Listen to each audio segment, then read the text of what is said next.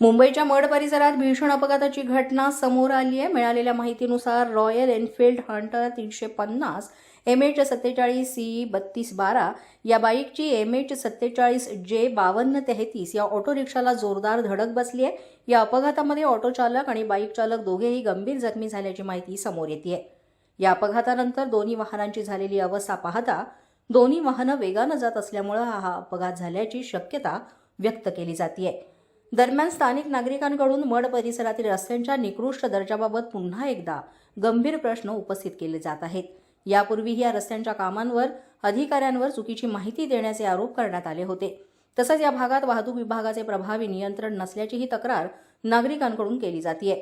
स्थानिकांच्या मते वाहतूक विभागाचे लक्ष प्रामुख्याने अवैध रेती वाहतूक करणाऱ्या गाड्या आणि शूटिंगसाठी येणाऱ्या वाहनांवरच अधिक असतं। याशिवाय मड परिसरातील रस्त्यांवर मोठ्या प्रमाणात गाड्या पार्क केल्या जात असल्यानं वाहतुकीची कोंडी आणि अपघाताचा धोका वाढतोय।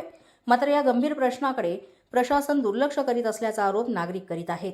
नागरिकांच्या मते वाहतूक नियंत्रण आणि पार्किंग व्यवस्थापन योग्य प्रकारे केलं नाही तर अशा अपघातांच्या घटना भविष्यातही घडत राहतील।